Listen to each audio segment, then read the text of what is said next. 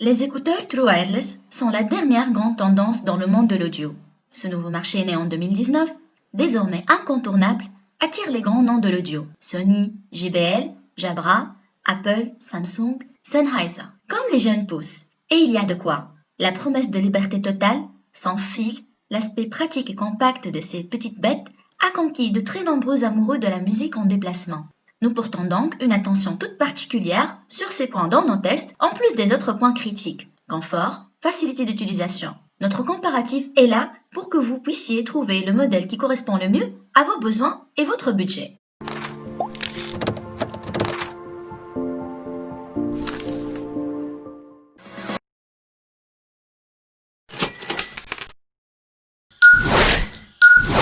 Anker Soundcore Live P2.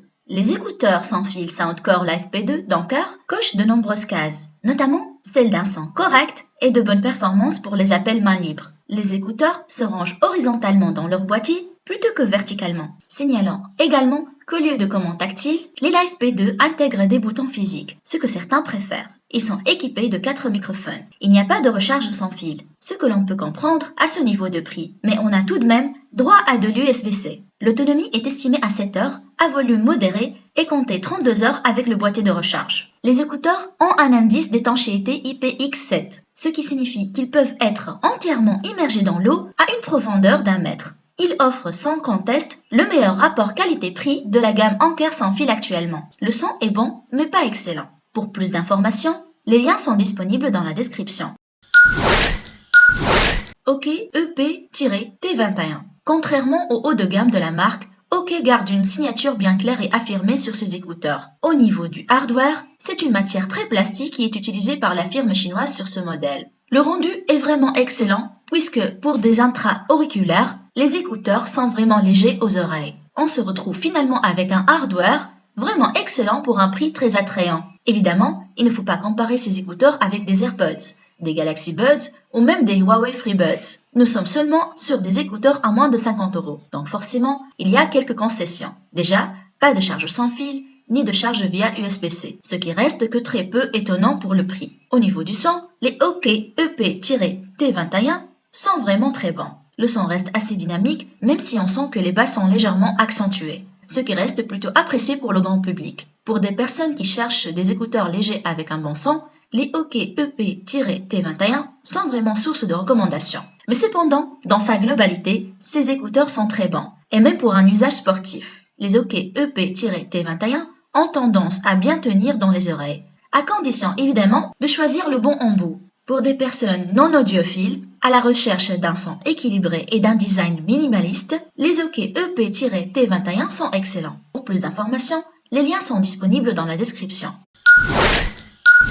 JBL Tune 120 TWS. Rien de bien extraordinaire à signaler sur la fiche technique de ces Tune 120 TWS. Présentés comme des intras conçus pour une utilisation au quotidien, mais pas sur des activités sportives, ils se montrent on ne peut plus classiques dans leur conception. Les JBL Tune 120 TWS, c'est transducteur, dynamique 5,8 mm, impédance 14 ohms, réponse en fréquence 20 Hz à 20 kHz, connexion Bluetooth 4.2, portée 10 mètres, autonomie 4 heures oreillette, plus 12 heures boîtier chargeur. Logiciel aucun, poids 13 grammes, écouteur seul, 73 grammes avec le boîtier chargeur. Autre remarque que nous pouvons formuler à l'encontre des Tune 120 TWS, l'absence de toute certification IP. Dans leur boîtier, les intras seront globalement protégés des agressions extérieures. Mais attention même aux projections d'eau les plus légères et évitez de les utiliser sous la pluie. Au moment de vérifier le rendu audio des Tune 120 TWS, on est un peu déçu de constater qu'au mieux, le kit JBL ne peut fonctionner qu'en AAC. On regrette forcément un peu l'absence des codecs APT-X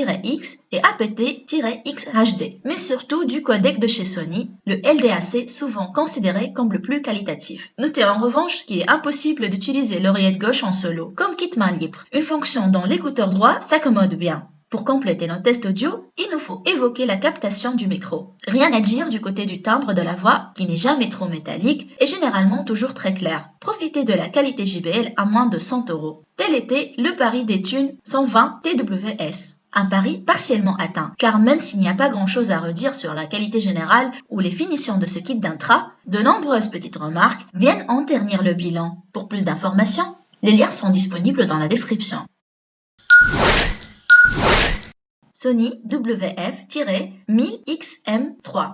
Les écouteurs intra-auriculaires WF-1000XM3 offrent une expérience sonore immersive et personnalisée en plus de posséder une réduction de bruit ajustable. Ce modèle compact et véritablement sans fil permet de profiter de sa musique sans encombrement et en toute liberté de mouvement. Avec son processeur de suppression du bruit ambiant et sa nouvelle puce Bluetooth, Sony livre des écouteurs encore plus performants avec cette troisième génération.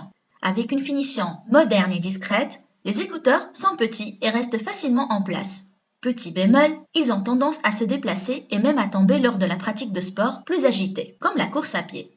Les W-1000XM3 possèdent également des commandes tactiles personnalisables pour contrôler notamment la réduction de bruit, le volume de la musique ou encore l'activité d'un assistant vocal comme Google Assistant, Amazon Alexa et Siri.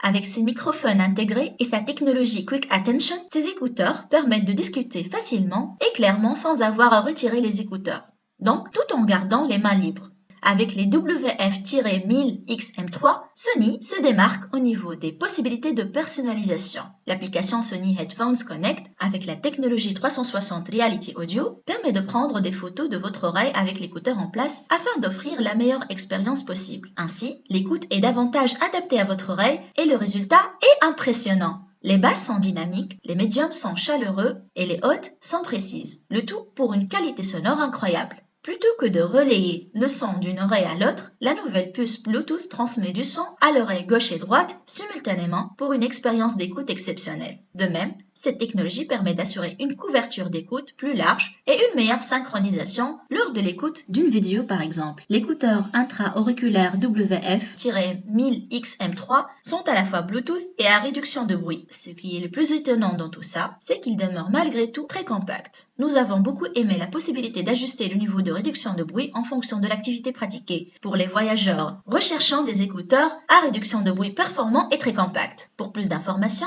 les liens sont disponibles dans la description. Jabra Elite 75T. À nouveau, les Jabra Elite 75T se démarquent par leur design moderne et sombre. Je trouve vraiment réussi cette alliance du noir et de l'effet titane sur la partie tactile qui évite ainsi les traces de doigts. L'autre atout déjà apprécié est le confort des écouteurs grâce aux 3 tailles d'embout en silicone. Cela assure un maintien parfait, même en pleine activité physique, mais aussi une excellente acoustique avec isolation phonique. Poids de 5,5 g par écouteur et son étui de charge de 35 g. Protection IP55 contre la poussière et les projections d'eau, comme la pluie. Mais vous ne pouvez pas les utiliser pour vous baigner. Autonomie en écoute ou appel jusqu'à 7h30 minutes. Autonomie portée à 22h30 minutes avec la boîte qui assure 2 recharges complètes, donc au total 3,7,5. Désactivation automatique après 15 minutes sans connexion et 60 minutes sans activité. Vous pouvez régler ce paramètre dans l'application. L'autonomie en veille est juste surprenante. Vos écouteurs fonctionneront 6 mois après les avoir rechargés. La recharge rapide en 15 minutes permet de gagner 1 heure d'utilisation. La charge complète nécessite 2h20 minutes avec chargeur mural USB 500 mAh. 4 microphones pour obtenir des communications claires qui filtrent les bruits environnants et amplifient votre voix. Ainsi, les appels sont parfaitement audibles, même dans les lieux bruyants ou venteux. Égaliseur avec l'appli Jabra Sound Plus. Réduction de bruit passive. Le Jabra Elite 75T se connecte à Alexa, Siri ou Google Assistant avec une touche d'accès direct sur vos écouteurs grâce à la connexion Bluetooth 5. Pour plus d'informations, les liens sont disponibles dans la description. Cambridge Audio Melomania 1. On peut dire que la marque anglaise fait dans la sobriété avec le design de son coffret de rangement à ouverture et fermeture magnétique. L'intérieur du petit boîtier est personnalisé avec un message très sympa à l'attention des amoureux de musique. For people who listen. On y trouve les écouteurs Melomania, 3 tailles d'embout à mémoire de forme de rechange, ainsi qu'un guide d'utilisation rapide en français. Simplicité, efficacité, aucune application à installer. L'association Bluetooth est très rapide et une jolie petite voix vient vous le confirmer. Les écouteurs sont ajustables pour garantir une meilleure immersion et sont équipés de boutons de commande sur les côtés. Il est ainsi possible par une simple pression d'accéder au menu, ainsi qu'une commande d'appel et l'assistant vocal. Le Melomania 1 intègre la technologie sans fil Bluetooth 5.0 qui lui permet de bénéficier d'une portée théorique de 9 mètres environ. Les écouteurs sont certifiés IPX5, donc résistants à la sueur et aux gouttelettes pour la pratique du sport ou en cas de météo capricieuse. Niveau confort, rien à redire. Les écouteurs sont ergonomiques et très légers, seulement 4,6 grammes. La qualité de son est impressionnante. On retrouve bien The British Touch avec une qualité sonore parfaitement équilibrée. L'immersion est totale et assez impressionnante, surtout avec des morceaux enregistrés en live. On attend très distinctement tous les instruments. Le son est chaleureux, les basses et médiums sont d'une qualité supérieure. Pour résumer, voici un produit complètement validé par l'équipe, qui réunit technologie, puissance et qualité. Un son vraiment pur et tranché qui retranscrit bien les graves, les médiums et les aigus. Le produit est léger et se laisse facilement oublier pendant plusieurs heures sans aucune gêne physique. Bref, le rapport qualité-prix est très satisfaisant, à se procurer sans hésitation. Pour plus d'informations, les liens sont disponibles dans la description. Huawei FreeBuds 3. Si on les compare beaucoup aux AirPods, c'est notamment car Huawei signe ici un produit très ressemblant, physiquement et même en interne, puisqu'il dispose de la puce Kirin A1, l'équivalent maison de Huawei à la puce H1 des AirPods. Et la différence ne s'arrête pas là. Avec un design en forme de tige directement inspiré des écouteurs d'Apple et un fonctionnement très similaire avec un boîtier de rechargement semblable à celui d'Apple, sauf dans sa forme ronde, sur ce boîtier, on retrouve un port USB-C pour la recharge filaire, 6 watts, mais les FreeBuds 3 sont également compatibles avec la recharge sans fil QI. En ce qui concerne l'autonomie, on est dans la moyenne du secteur et peu ou prou au même niveau que ce que proposent les AirPods, avec 4 heures d'écoute pour les écouteurs et 20 heures avec le boîtier de charge selon Huawei. Passons désormais au point le plus important lorsqu'on parle d'écouteurs, le son. Certes, il ne faut pas s'attendre à la qualité d'un casque sur ce type de produit, mais les FreeBuds 3 n'ont clairement pas à rougir. D'autant plus que Huawei inaugure un nouveau codec Bluetooth sur ses écouteurs avec le BT-UHD, qui permet des débits théoriques hallucinants jusqu'à 2,3 MB par seconde, sans fil. De quoi profiter en théorie d'une qualité audio CD avec des écouteurs sans fil. Une première. Le hic, c'est qu'il faudra nécessairement que toute la chaîne audio suive, et de ce fait, utiliser un smartphone Huawei équipé d'EMUI 10 au minimum. De plus, la construction des FreeBuds 3, qui se repose dans l'oreille mais n'y entre pas, ne permet pas vraiment de profiter d'une telle restitution sonore.